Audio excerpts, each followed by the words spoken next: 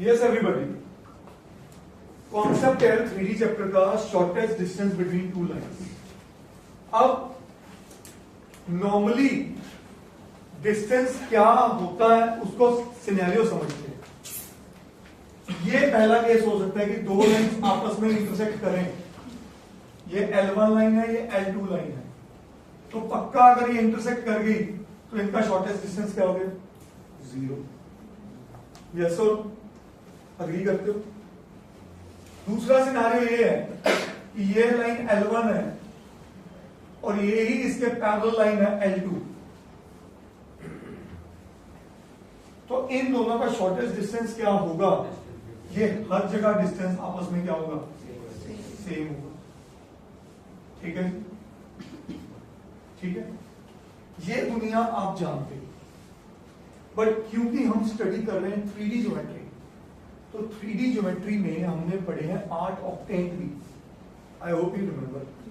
तो अगर इस कमरे में बात करूं, ये एक प्लेन है, ये दीवार दूसरा प्लेन है, एक लाइन इधर है और एक लाइन इस दीवार पे है, वो ना तो पैरेलल है और ना ही इंटरसेक्टिंग है। तो ऐसी लाइंस को आपकी टर्मिनोलॉजी में नया नाम आता है स्क्यू लाइंस। कौन सी? Skew lines, which are neither parallel nor intersecting, because they both are in a different plane. तो मैं कुछ पॉइंटर्स लिखवाने जा रहा हूं जो कि 1 मार्कर थियरी के लिए बहुत इंपॉर्टेंट है। Please write down point number 1 इस टॉपिक के अंदर। Point number 1, if two lines in a space intersect at a point, if two lines in a space intersect at a point, then the shortest distance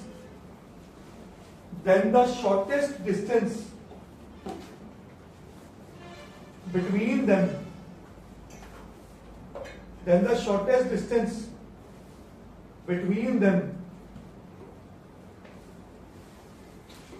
is always 0, क्योंकि जब intersect ही कर गई तो उनके बीच कोई डिस्टेंस रहा ही नहीं। यस और no?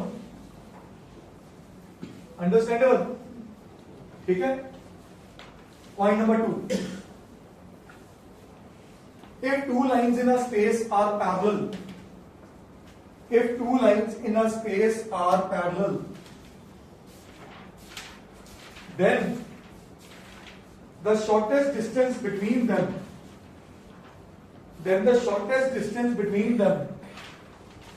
will be the perpendicular distance,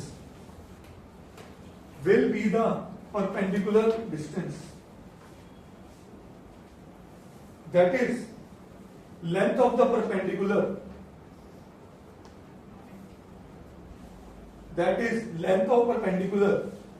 drawn from a point on one line onto the other line.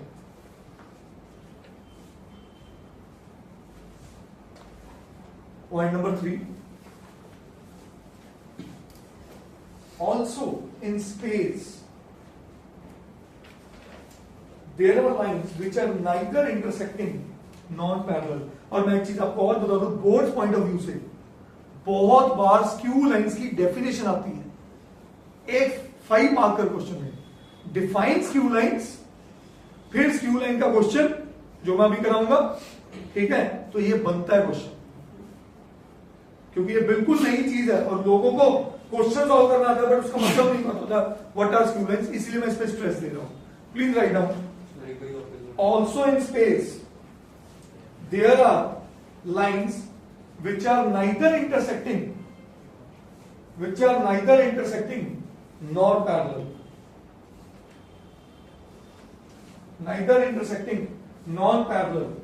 in fact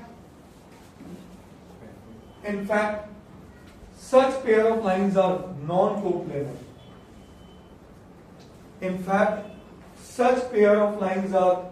non-coplanar. And are called skew lines. Obvious है, नॉन कोप्लेनर, एक प्लेन में ही नहीं है, एक इस दीवार पे बन रहा है, एक लाइन उस दीवार पे है, तो सेम प्लेन नहीं है, coplanar means they lie on a same plane. Is that clear? Coplanar नहीं है तो भी इंटरसेक्ट हो सकते हैं. हाँ जी, कैसे ये सर अगर ये ऐसे जा ये ऐसे जा बेटे नहीं ना, उस दीवार पे ही है.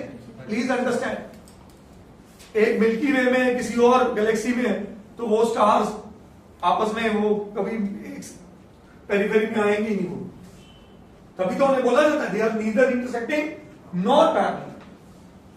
Is this point clear? Got it? आगे लिखिए, इसी में आगे लिखिए.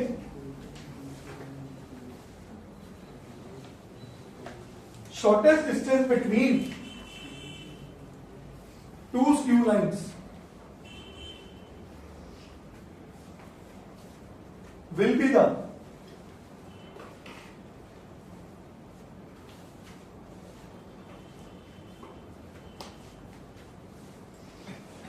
the line of the shortest distance, will be the line of the shortest distance which will be perpendicular to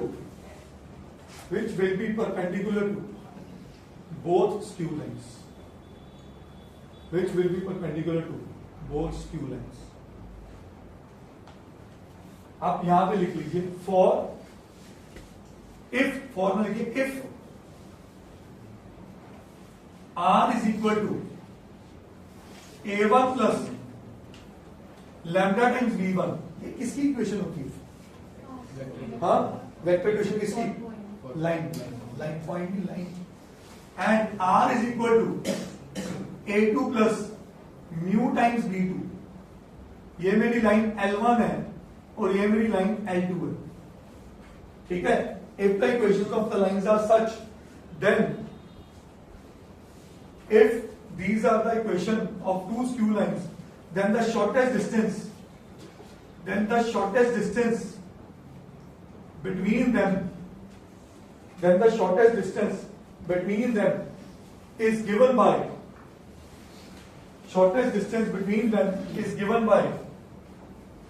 B1 cross B2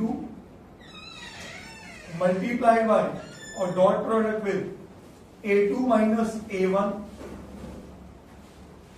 upon B1 cross B2 की modulus value and सारे का modulus. ये सारे का मॉडुलस इसलिए बना ताकि numerator किसी तरह नेगेटिव अगर आ जाता है तो उस मॉडुलस को कवर कर ले. मैं इसकी डेरिवेशन में नहीं जा रहा हूं, ठीक है? And just remember this result. Distance between two skew lines. Distance between two will be doing the questions right away. B1 plus B2 ये इसके डायरेक्शन वेक्टर्स आ गए. A2 A1 कौन है? A1 और A2 वो पॉइंट जिनसे वो पास कर रही है, basically position vectors of both lines and divided by the magnitude of B1 cross B2. B1 cross B2 एक वेक्टर लेगा, उसका मैग्नीट्यूड एक स्केलर वैल्यू आ जाएगी. तो ये भी स्केलर बना, ये वेक्टर ये भी वेक्टर. वेक्टर्स का डॉट प्रोडक्ट स्केलर, तो scalar upon scalar is also scalar. तो ये एक वैल्यू आ जाएगी. अगला पॉइंट लिखिए.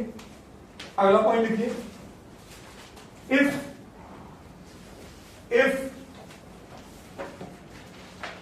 R is equals to A1 plus lambda times